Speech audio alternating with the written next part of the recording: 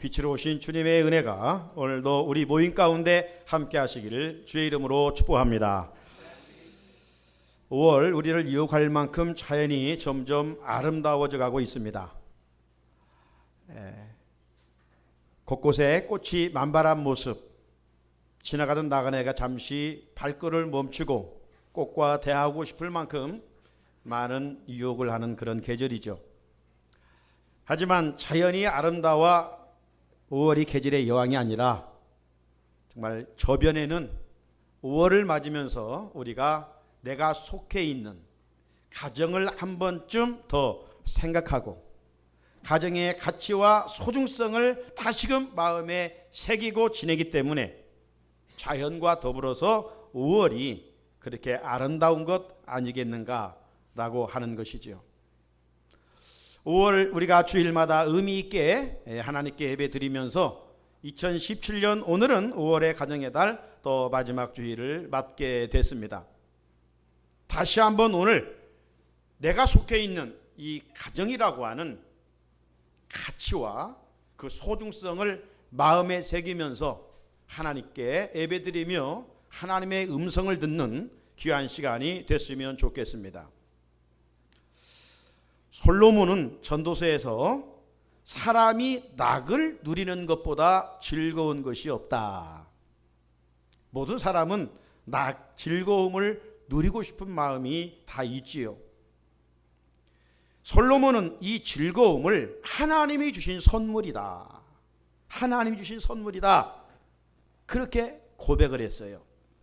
전도서 3장 13절에 사람마다 먹고 마시는 것과 수고함으로 낙을 누리는 그것이 하나님의 선물인 줄도 또한 알았도다. 여러분이 누리는 이 즐거움이 하나님의 선물이라는 것이죠. 하지만 잘못하면 우리의 즐거움이 어떤 세상 쾌락과 더불어 누리는 즐거움을 말하는 것이 아닙니다. 우리는 여섯째 날 동물과 더불어서 창조된 피조물이지만 동물과는 질적으로 다른 동물입니다. 동물은 단순히 흙으로만 지음받은 육체적 존재지만 오늘 사람은 하나님의 형상으로 지음받은 존귀한 존재들입니다. 그렇기 때문에 예수 믿는 사람은 동물적 근성 속에서 살아가면 안 돼요. 여러분, 동물의 시선은 다 어디에 있습니까? 다 땅에 있습니다. 땅을 어슬렁어슬렁 바라보면서 지내고 있어요. 우리 안에서 하루 종일 먹잇감을 찾는 것이죠. 단순히 이 세상에서 먹는 것, 그 소유 욕구에 의해서 살아가는 인생은 동물적 근성을 벗어날 수 없는 거예요. 그러므로 우리의 시선은 이제 달라져야 되죠. 어디를 바라봐야 됩니까? 위를 바라보고 위의 것을 찾으라고 말씀합니다. 골로새서 3장 1절로 2절인데요. 너희가 그리스도와 함께 다시 살리심을 받았으면 이제 우리는 예수와 죽고 예수와 다시 살아난 존재 아닙니까? 죄는 죽고 예수의 의와 더불어 새롭게 살아난 우리는 이제 위의 것을 찾으라. 거기는 그리스도께서 하나님 우편에 앉아 계시느니라. 위의 것을 생각하고 땅의 것을 생각하지 말라. 한마디로 말하면 동물처럼 살지 말라는 겁니다. 창조된 피조물답게 살아가라는 하나님의 부탁입니다. 왜 그럴까요? 땅의 것은 영원한 소망이 되지 못하고 땅의 것은 영원토록 우리의 기쁨이 되지 못하기 때문입니다. 그러므로 낙을 누리는 것이 하나님의 선물이라고 했을 때 이것은 세상적인 그곳에서 얻어지는 즐거움이 아니라 위의 것을 찾으면서 하나님이 주시는 낙을 누리는 것, 이것이 바로 세상 사람들과는 다른 차원에서의 기쁨을 누리는 성도의 아름다운 모습입니다. 그렇다면 여러분, 요즘 무엇 때문에 가장 크게 기뻐했습니까? 한번 뒤돌아보세요. 내가 지난 한 주, 아니 한 달, 내가 무엇 때문에 가장 크게 기뻐했는가? 저에게는 한 가지 일이 있었어요.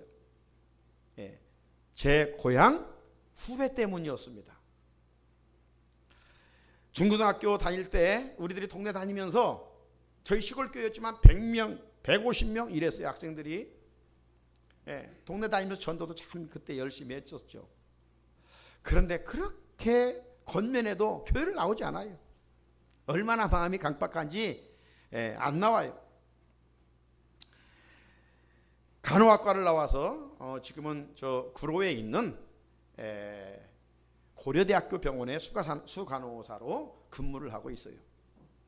그동안 소식이 쭉 끊겼다가 지난번 제 모교의 95주년 홈커밍 데이가 있었어요.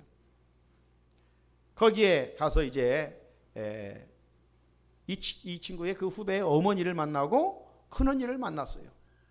실상 이분들도 당시에는 교회를 다니지 않았던 분들이에요. 그런데 이제 어느 세월에 예수를 믿게 된 것 같아요. 그래서 너무 반가워서 그 후배 잘 있냐고 한번 물어봤어요. 그러니까 큰언니가 잘 있다고 하면서 지금 서울에 그 남덕교회에 권사가 돼가지고 지금 신앙생활을 잘하고 있다는 거예요. 그 남덕교회는 또 제 동생이 교육전사로 목회했던 그런 곳이어서 남다르게 또 반갑게 왔더라고요. 그래서 전화번호를 알아가지고 서울에 와서 전화를 했어요. 그때 지금은 청년부 부장까지 맡고 있다고 기도해달라고 그러더라고요. 그렇게 전도해도 교회 평생 다니지 않을 것 같은 그 후배, 그런 후배가 예수님 믿고 귀한 직분까지 맡아서 교회를 섬긴다는 소식이 제 마음에 가뭄에 단비와 같이 얼마나 그게 기쁨이 찾아오던지요. 이건 단지 제 기쁨이 아니라 예수님의 기쁨이에요. 예수님의 기쁨. 누가복음 15장 7절에 보면 내가 너에게 이르노니 이와 같이 죄인 한 사람이 회개하면 하늘에서는 회개할 것이 없는 의인 99으로 말미암아 기뻐하는 것보다 더하리라. 할렐루야. 한 사람이 구원받으면 회개할 것 없는 이미 구원받은 99명보다 회개하여 죽게 돌아와 구원 얻는 그 한 사람 때문에 하나님이 그렇게 기뻐하여 춤을 추신다는 것이죠. 우리는 하나님을 춤추게 해드려야 돼요. 사랑하는 성도 여러분, 우리의 기쁨은 세상적인 사람들이 누리는 소멸되는 기쁨이 아니라 주님이 기뻐하시는 기쁨과 동일시해야 돼요. 내가 누리는 기쁨이 주님이 싫어하는 것이라면 단호히 거절할 수 있어야 되고, 내가 힘들지만 그것을 함으로 주님이 기쁨이 된다면 십자가의 무거운 길일지라도 좁은 길일지라도 우리가 그 길을 걷는 것이, 감당하는 것이 마땅한 모습이죠. 우리는 세상 코드에 맞추고 사는 존재가 아니잖아요. 예수님이 원하시는 그 기쁨의 코드를 맞추고 살아야 돼. 내가 어떻게 살아야 주님이 기뻐하실까? 그래서 이제 우리는 내 기쁨이 주님의 기쁨이 되고, 내 기쁨이 가족의 기쁨이 되고, 내 기쁨이 성도의 기쁨이 되어야 돼요. 오늘 본문은 우리가 예수를 믿고 믿음의 가정을 세워가는 가운데 가장 크게 받은 복이 무언가? 우리 예수 믿으면 복 받는다고 하냐? 복 받는다고. 여러분 예수 믿고 뭔 복을 받았어요? 오늘 궤도를 수정해야 돼요. 오늘 본문이 그것을 가르쳐주고 있어요. 오늘 본문의 배경은 마게도냐의 첫성 빌립보에서 있었던 일입니다. 이 빌립보는 당시 마게도냐의 첫성이라고 하는 것은 오늘날로 말하면 유럽의 도시 중에 지금 나라로 말하면 그리스를 지칭할 수가 있어요. 사도 바울이 선교 2차 때 이곳을 찾아가지요. 본래 사도 바울은 선교 계획이 아시아로 가기로 했어요. 아시아. 우리가 살고 있는 아시아로 가기로 했어요. 그렇게 작정을 하고 기도했어요. 그런데 어느 날 하나님께서 환상 가운데 사도행전 16장 9절에 보게 되면 마게도냐로 건너와서 우리를 도우라, 이런 환상을 보게 돼요. 그래서 바울이 선교 궤도를 수정하게 되죠. 내 계획은 아시아였지만 하나님께서 유럽으로 나의 발걸음을 인도하시는구나. 저들에게 하나님의 복음이 전해지기를 하나님이 원하시는구나. 그래서 순종하고 자기의 계획을 꺾고 바울이 유럽으로 가게 되죠. 아마 당시 2000년 전에 바울이 아시아로 와서 선교 여행을 시작했더라면 아마 세계 역사는 달라졌을 거예요. 하나님의 계획은 예루살렘으로부터 로마, 유럽, 대서양을 건너 미국, 한국, 지금 중국, 다시 백투 예루살렘, 이렇게 지금 한 바퀴를 돌고 있습니다.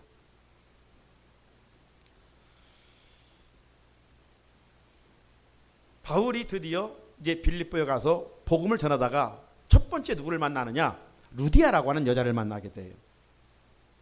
이 루디아는 자색 옷감을 팔고 있었던 여인이었습니다. 자색 옷감은 당시 왕들과 귀족들이 입었던 옷이에요. 그러니까 이런 상황을 보게 되면 이 루디아라는 여자는 상당히 부유층에 속한 여인이었다라고 할 수가 있습니다. 이 루디아를 만나 바울이 예수님의 십자가와 부활을 전하고 가르치니까 성령께서 그의 마음을 열게 하셔서 루디아로 하여금 예수님을 영접하게 해요. 그리고 오늘 본문전 올라가 15절을 보면 그와 그 집이 다 세례를 받게 돼요. 이로 인해서 이방인의 도시, 이 빌립보 도시에 루디아의 가정으로부터 첫 번째 교회가 시작이 돼요. 유럽의 첫 번째 교회가 시작된 장소가 어디냐? 이 루디아라고 하는 여인의 가정이었어요. 이 일은 바울의 기쁨이었고 우리 주님의 큰 기쁨이었고 마침내 예수 믿고 구원받은 루디아 가정의 가족들의 큰 기쁨이었어요. 여러분이 예수 믿고 구원받고 주신 복이 뭐냐? 받은 복이 뭐냐? 마음의 큰 기쁨이에요. 마음의 큰 기쁨, 가정의 큰 기쁨이에요. 자, 어느 날 안식일을 맞아 바울과 실라가 길거리를 지나다가 점치는 귀신 들린 여종 하나를 만나서 고쳐주잖아요. 오늘 본문의 배경입니다.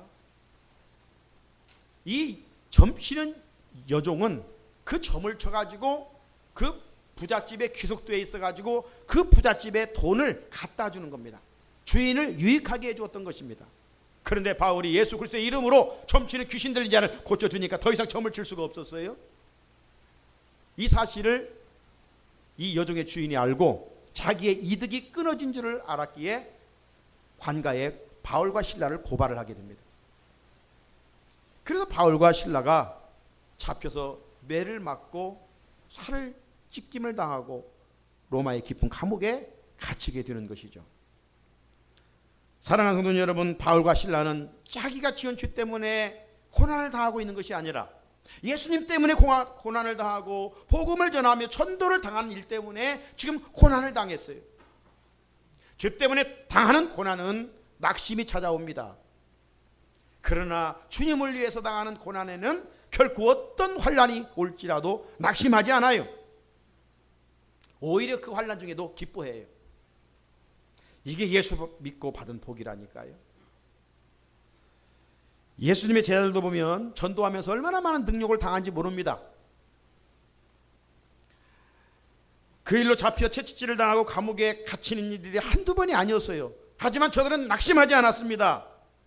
두려워하지도 않았습니다. 오히려 담대하고 이렇게 반응을 하고 있어요. 사도행전 5장 41절 같이 한번 읽어볼까요? 시작. 사도들은 그 이름을 위하여 능력받는 일에 합당한 자로 여기심을 기뻐하면서 공회 앞을 떠나니라. 아멘. 초대교회는 예수 믿는다는 것이 죽는 거나 마찬가지거든요. 그런데 예수를 전한다? 이건 뭐 엄청난 핍박을 받는 거나 마찬가지예요. 증인이 된다는 것은 순교를 각오하지 않으면 당시 예수 전하지를 못했어요. 그러니 종교 지도자들에 의해서 제자들이 얼마나 많은 환난을 당했는지 모릅니다. 그럼에도 불구하고 저들은 고난 중에 기뻐했다고 그랬어요. 예? 이게 인간의 힘으로 됩니까? 고난 중에 어떻게 기뻐합니까? 하지만 이것이 바로 성령님이 우리를 다스리는 신앙의 야성에서 나오는 기쁨입니다. 내 힘으로 만드는 기쁨이 결코 될 수가 없지요. 오늘 본문의 주인공 바울과 실라도 그랬어요. 예수 전하면서 지금 감옥에 갇혀 매를 맞고 고통 중에 있지만 낙심하지 아니하고 오히려 기뻐했다고 말씀하고 있어요. 절망하지 않았어요. 오히려 환난 중에 기뻐하고 있습니다. 우리들도 주님 안에서 이와 같은 신앙의 야성을 지니며 예수 믿은 이미 받은 복, 기쁨을 삶의 자리에서, 가정에서 풍성히 누려갈 수 있기를 주님의 이름으로 축복합니다. 바울과 실라가 감옥에 갇혀 어느 날 깊은 밤이 되었어요. 그때 다른 방에 있는 죄인들이 들을 정도로 크게 바울과 실라가 합심해서 하나님께 기도하고 찬송하고 기도하고 계속 반복을 했어요. 여러분, 지금 어떤 일로 인생의 깊은 밤을 지내고 있습니까? 어떤 문제 때문에 지금 밤잠을 못 이룰 어떤 시간적이고 물리적인 캄캄한 밤이 아니라 정말 내 인생길에 어려움의 일 때문에 밤을 지내고 있는 우리 성도들은 없냐 이 말이에요. 이것 때문에 콧바치고 낙심하고 있습니까? 그리스도인들에게는 낙심은 금물이에요. 왜? 우리는 소망에 하나님을 믿기 때문에. 성도에게는 오직 소망이 있을 뿐이에요. 그런데 그 소망이 하나님을 만나는 길이 뭡니까? 오늘 바울과 실라가 옥중에서 깊은 밤에 가만히 있었던 게 아니라 마음을 합심해서 하나님께 기도하고 찬송했다는 거예요. 여러분, 깊은 밤이 있을 때 신앙적 영적 에너지가 뒤따르지 아니하면 원망하고 누구를 탓하기 쉽습니다. 그리고 낙심하고 절망하기 쉽습니다. 세상 사람들 내 팔자가 이 모양이야, 예? 이렇게 하면서 스스로 낙심합니다. 그러나 소망이 하나님을 바라보고 붙드는 자는 그런 어떤 환경 속에서도 결코 요동치 않아요. 오히려 그때가 찬송할 때구나, 이때가 기도할 때이구나, 그렇게 기도하고 찬송하는 것이죠. 어떤 역사가 일어났습니까? 오늘 본문 26절을 같이 한번 읽어볼까요? 시작. 이에 갑자기 큰 지진이 나서 옥토가 움직이고 문이 곧 다 열리며 모든 사람의 메인 것이 다 벗어진지라. 할렐루야. 이것이 기도와 찬송의 능력이요. 우리가 지난 주일날 6번째 가정 이 찬양 축제를 하면서 나누었던 말씀이 뭡니까? 역대하 20장 20절로 30절 말씀 아니었어요? 여호수아 군대가 연합군과 싸워서 어떻게 이겼다고 그랬습니까? 전술 전략을 잘 세웠기 때문에 승리했다고 했습니까? 아니잖아요. 하나님이 기뻐하시는 하나님의 지원받는 목적대로 찬양대원들에게 거룩한 예복을 입혀 가장 먼저 앞세우고 찬양을 부르게 하였더니 그 찬송이 시작될 때에 하나님께서 적군의 복병을 누워서 저들을 다 쓰러뜨려 전쟁에서 승리하고 사흘 동안이나 전리품을 얻게 되는 축복을 누리게 됐다고 하지 않았어요? 이것이 찬송의 능력이에요. 찬송이 단순히 예배 시간 순서에 맞춰 부르는 그런 노랫가락이 아니에요. 찬송은 능력을 동반해요. 여러분의 가정에 이 기도와 찬송이 울려 퍼지기를 주의 이름으로 축복합니다. 그러면 하나님께서 하시는 위대한 일을 경험할 수가 있어요. 밋밋하게 예수 믿지 말아요. 밋밋하게 맹물을 마시는 것처럼 예수 믿지 말고 살아 역사하시는, 바울에게 역사하신 하나님은 오늘 우리에게도 역사하시고 구약에 역사하신 하나님은 이 마지막 때도 동일하게 역사하셔요. 예, 그분은 어제나 오늘이나 동일하신 하나님이시기 때문에 그렇습니다. 옥을 지키던 간수가 잠을 자다가 깨어났어요. 보니까 지진이 일어나고 옥문이 열렸어요. 막 깜짝 놀랐겠지요. 왜? 죄수가 다 도망간 줄 알고. 죄수를 지키는 간수가 죄수가 다 도망갔으면 어떻게 되겠어요? 책임을 묻고 죽임을 당하지 않겠어요? 내가 고난받고 힘들게 고문당하다 죽느니 내가 혼자 죽어야지, 아마 그렇게 생각했던 것 같아. 그래 간수가 칼로 자기 목을 자르는 순간 바울이 크게 소리쳤어요. 뭐라고 소리쳤어요? 28절 보면 네 몸을 상하지 말라. 우리가 여기 있다. 우리 도망가지 않았다. 그래서 깜짝 놀라서 캄캄하니까 등불을 켜서 보니까 아니라 다를까 바울과 실라가 옥문이 열렸는데도 도망가지 아니하고 거기에 있는 거예요. 이때 간수는 바울 일행 앞에 엎드릴 수밖에 없었어요.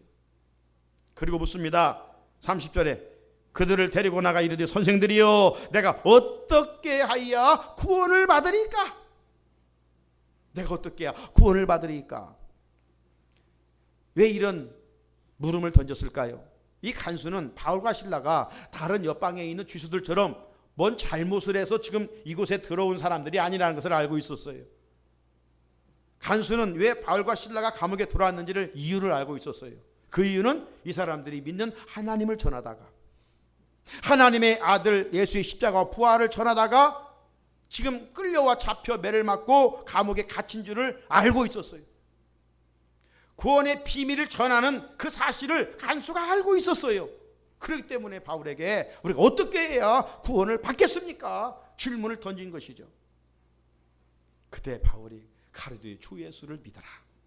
그리하면 너와 내 집이 구원을 얻으리라. 할렐루야. 주 예수를 믿어라. 주 예수를 믿어라. 결국 바울이 전하는 복음을 받아들이고 작정하죠.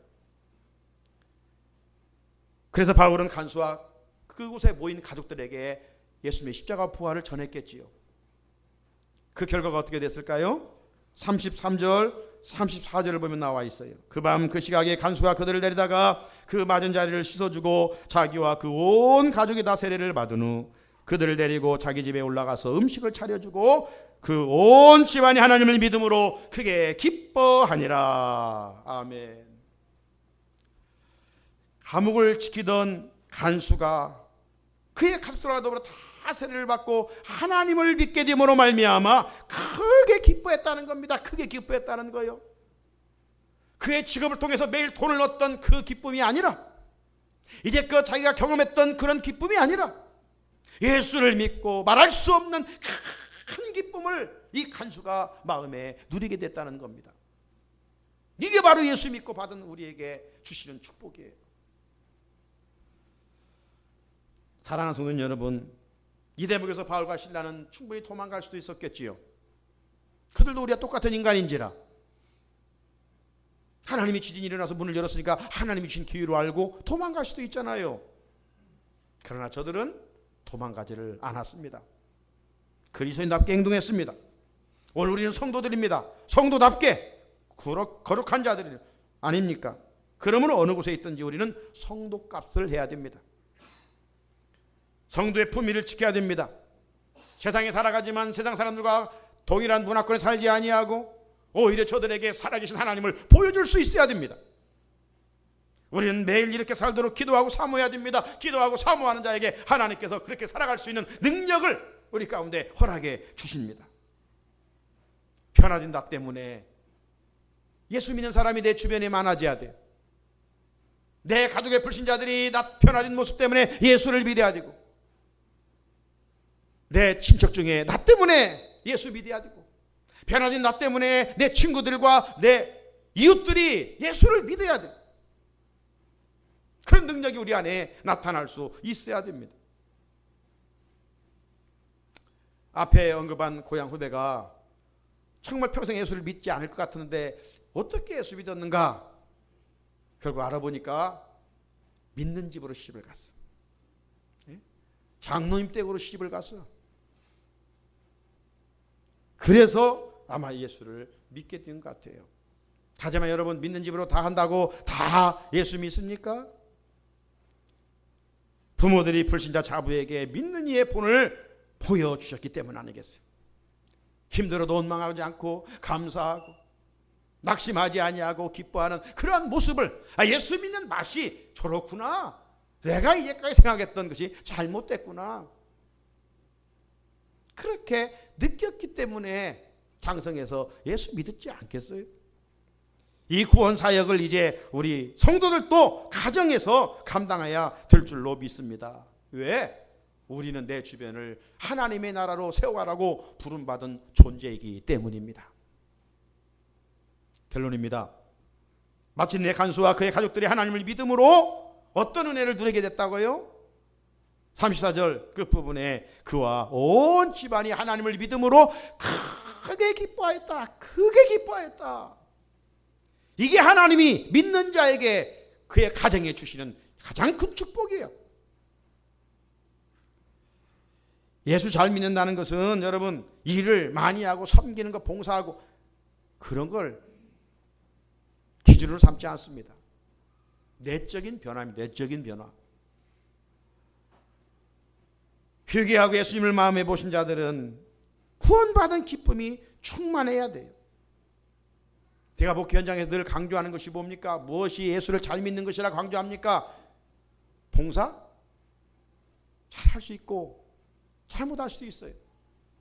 믿음의 분량대로 할 수도 있고 못할 수도 있어요.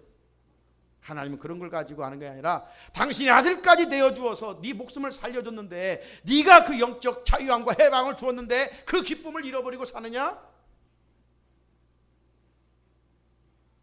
여러분, 주님이 우리에게 원하시는 것은 기쁨이며 기쁨. 예수 잘 믿는 것이 뭐예요? 힘들지만 어렵지만 광야 같은 인생길 기쁘게 살아가는 것을 주님은 우리에게 원하고 계셔요.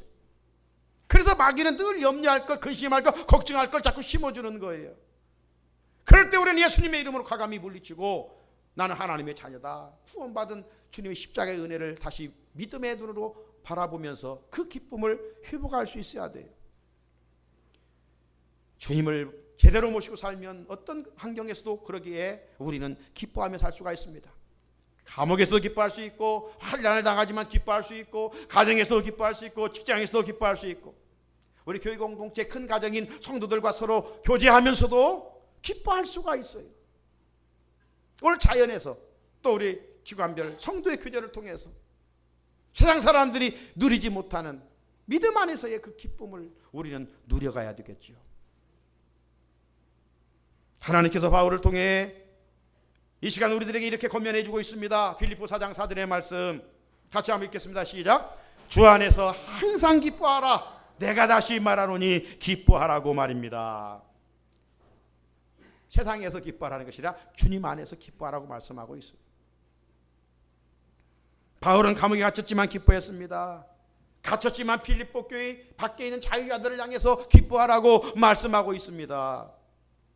이런 삶이 정말 하나님 앞에서 예수 잘 믿는 모습이고 복을 지켜가는 일입니다. 사랑하는 성도 여러분, 무엇 때문에 기뻐하려고 하고 있습니까? 아니 무엇 때문에 기쁨을 어디에서 추구하고 살고 있습니까? 좋은 환경입니까? 많은 부입니까? 어떤 높은 자리입니까? 그것도 귀하지만 이런 것들은 일시적입니다. 잠시 후면 소멸될 것들입니다. 그래서 시인은 시편 4편 7절에서 말하기를 주께서 내 마음에 두신 기쁨은 주님이 내 마음에 두신 기쁨 하나님이 우리에게 환경에 기쁨을 두신 것이 아니에요. 어떤 내가 원하는 세상적인 곳에 기쁨을 두신 것이 아니라 내 마음에 두셨어요. 내 마음. 여러분 마음이 천국이어야 되지 마음이 지옥이면 아무리 좋은 것을 먹고 좋은 곳을 구경한들 기분이 납니까? 그래서 주님은 예수 믿은 공동체 우리 가족들에게 하늘의 신령한 기쁨을 어디에 주었느냐? 내 마음에. 내 마음에 두신 기쁨은 곡식과 새 포도주가 풍성할 때보다도 이제까지 우리는 곡식에서 포도주의 풍성함 속에서 세상적인 뭔가 그 있으면 행복하고 그것만 있으면 막 기뻐할 것 같은 이런 것인데 이것이 아니라는 거예요. 하나님 없는 세상적인 부유함은 근심 걱정 덩어리라고 성경은 말씀하고 있어요.